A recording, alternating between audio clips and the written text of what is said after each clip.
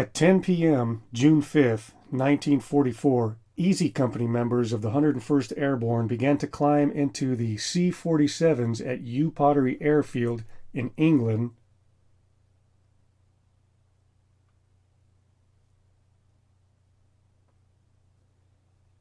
Right here.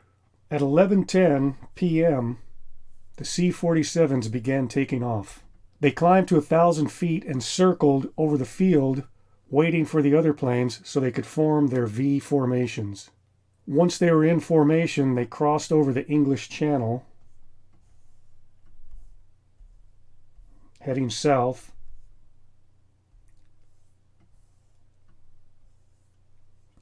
And at 1 a.m. on June 6th, they passed between Guernsey and Jersey Island right here. At 11:10,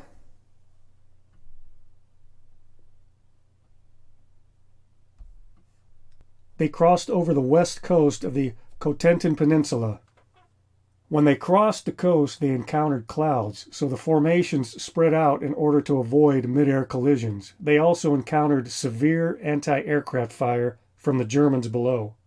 30 minutes ahead of them, C-47s with paratroopers called Pathfinders were supposed to land in designated landing zones and set up radio beacons to lead the other planes to the correct locations.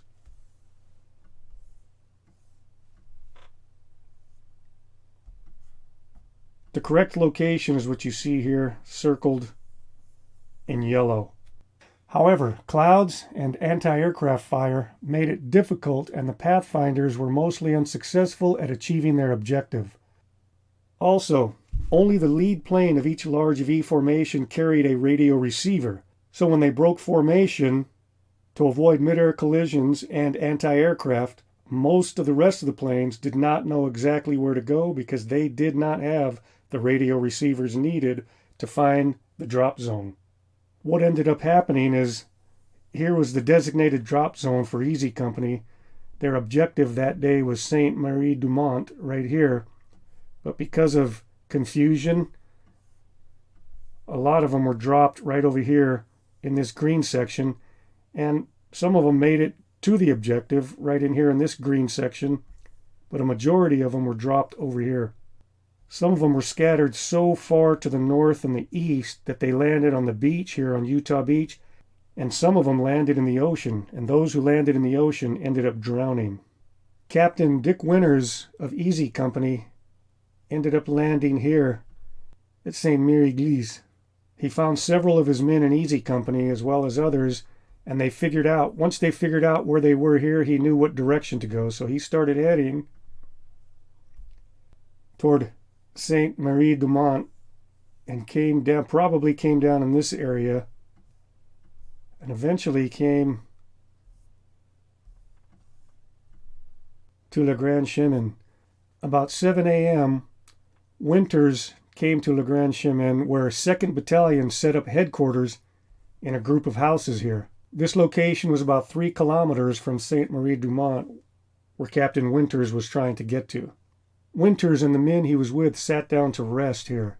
About 7:15, Lieutenant George Lavinson told Winters he was wanted up front. A Captain Hester and a Lieutenant Nixon told Winters about the 4 German 105 Howitzers that were nearby. The cannons had just begun firing onto Utah Beach. Winters walked through this field here and up through here and went part way to here to get a better idea of what was going on. There was a howitzer here, an MG-42 nest here, a machine gun nest, another howitzer here, one about here, and then one here. After assessing the situation, he went back and got several more men. It was him and 12 other men that made their way through this field here. When they got up in this area, he set up a machine gun nest right about here with Cleveland Petty and Joe Liebgott. He set up a second machine gun nest right about here with John Plesha and Walter Hendricks. Clifford Lipton and Myron Ranney were back here, and Clifford Lipton ended up climbing a tree that was right here so he could get a better idea of what was going on over here. Winters sent Bill Garnier, Donald Malarkey, and Lynn Compton in this direction here and had them throw grenades at this machine gun nest.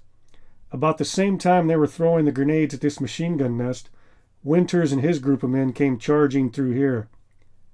The grenades silenced the machine gun nest, and Winters and his men were able to take the first howitzer right here. They then made their way through the German trenches, and it was right about here where Winters came around a corner and he saw two Germans setting up a machine gun. He fired at both of them, shot one of them in the hip and the other one in the upper shoulder. Didn't kill them, but disabled them. They then went on and took the second howitzer right here and neutralized that. It was about this time that they realized they were low on ammunition, so he sent someone back to town here to get more ammo. It took about 30 minutes for them to get back with ammo. So from the time they left to the time they got back was about a total of 30 minutes. Then he was able to come in here and assault the third howitzer and silence that one.